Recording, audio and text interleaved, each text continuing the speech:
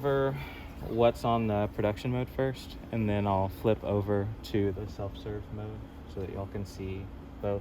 The biggest difference between production mode and self-serve mode is that in production mode, you're getting audio from this console, and in self-serve mode, the QSys programming has its own like audio amplifiers and programming that's attached to our audio system, our speakers and things. And so you have the capability of getting audio and playing it through the speakers without this, but you just have to be in a different mode. In production mode, we're on the home page right now. Like, you can click on other pages and it'll flip. Home is what looks like what you would use for Sunday. We have a lights rectangle, your screen, shades, and curtains.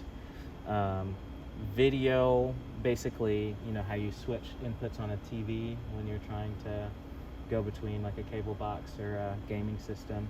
This is similar. You can click one of these and then choose what input it's getting. So that's like video, and then your worship / teaching is what most of the VPs are used to when they're switching between like the stream, like the big screen and the curtain coming down, and worship being what it's in right now. And then again, the power. So diving into this worship and teaching section here, if you press the teaching, again, it'll bring down the curtain and all that stuff. I'm gonna go ahead and stop this because there's a mic and all that stuff. So no, I just wanted to show y'all that that's what that does. I'm gonna put the screen back up. Yep, okay, and then the curtains back to open. But that's what that does.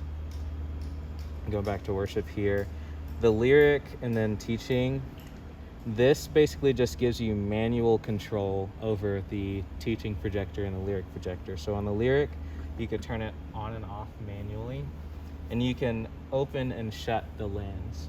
So typically when we're switching between teaching projector and lyric projector, like when you press teaching and the big screen's coming down, the system is opening the teaching projector lens and closing the lyric projector lens. That's to save like lamplight, because both these projectors run on lamplight. We literally had to change the lamp in our big teaching projector not too long ago, because once the lamp goes out, it won't display anything. So that is a big problem. But you want to conserve that energy, so you want to make sure that those components are opening and closing when they're in use and not in use. So that's just manual control over that. Like I said, you can go to lyric projector. You could change what that sees. Right now it's set to see what's coming out of the video switcher program. Teaching projector, it's always set to receive what's coming from our Living as One stream. Stream 1 is essentially the same thing. It's what's being sent, what shot is being sent to all of our campuses. And just so you all know, we send our campuses this wide shot here. Like what you see here is what's being sent to Stream 1. Stream 2 is what's going to broadcast. That's what we use that mobile decoder for. It gets this tight shot that's here, so that when they cut to it on the broadcast, they're just seeing Ross right there, or whoever is preaching. So that allows you to change what the different video components are seeing. Lights, you can either choose to use our Luminaire software, which is this iPad, what we use on Sundays to control the lights, or you can use the keypads. In the past, you've probably only known the keypads on the wall to have like two settings, which is like an on and off. Now, the keypads, you can use all of them. They have different light settings on them. But the only thing is we don't use that on Sunday because you don't have as much control over the specific light settings the way that you would in Luminaire. So on a Sunday, you want to make sure that you switch the lights to use Luminaire mode, because it'll default to use keypads because that's how we leave the room. But if you press any of these, if you go to use keypads, it'll reset and it'll be on the keypads, like the house lights are on. And it'll show you what keypad it's on by making it blue. And you can just click different pads on here or on the wall.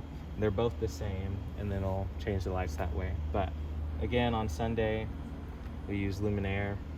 So when it switches, it'll switch to whatever light scene you have in Luminaire.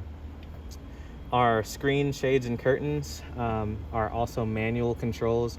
Again, when you hit this teaching sequence, it has the screen and the curtains tied into it, so you never have to really worry about this unless, you know, just like what we saw, there's a mic in the way and you need to stop something. This just gives you that manual control.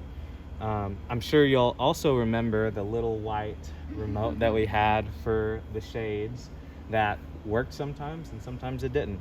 Now we just have the QSC panel to control those, so you can just literally hit down and the shades will all come down. And then you can hit stop and they'll all stop in the same exact place because they are all in sequence that way. So that's a little nice update in addition to what we have. Now, you'll only have to use this page. The other pages really just give you a bigger look at some of the things you're looking at here. For instance, the display page gives you really big lyric manual controls, lyric projector manual controls, and teaching projector manual controls. And then also the control to turn this confidence monitor on and off. And the video page just gives you a little bit more options of things that you can change the inputs of. So you can change the input of what's being sent to this confidence monitor. There's a TV in the green room. You could change what's being sent there. The TV's in the foyer. You could change what's being sent there. Soon we'll have some kind of outdoor HDMI out so that instead of showing a YouTube video out there, people can see what's happening in here instead. So we've got that set up for. So are they thinking they're going to keep outdoor for a while? Yes, and they're going to change the branding of it to an overflow option, because right now with what they're seeing the numbers grow to, they're like we're not going to have enough room in here for all of that, and we don't have a proper overflow room. And so there's enough people going to the outdoor services still where they're just like, well, maybe we can just keep that going and let it be our overflow. So that's the plan. It's kind of open-ended. It might stop one day, but we're getting some permanent installs out there so that we don't have to keep getting up super early and setting that stuff up. Yes. Yeah, very exciting. You won't have to mess with this mics or amp channel because, again, all audio and production mode is controlled here. This amps page just lets you know that everything that you've turned on back there, all the amps in the rack, are on. If any of these are red, then you're like, oh, there's a problem here. Something that I could foresee happening is sometimes when you boot this system on, the in-ear monitoring amp system back there sometimes doesn't turn on, and so you'll have everything on and then everyone will be complaining, I can't hear anything in my ears. If that happens, just shut the system down and reboot it again, and then make sure that all of these are green, and then they'll be able to hear what they need to hear. That's production mode.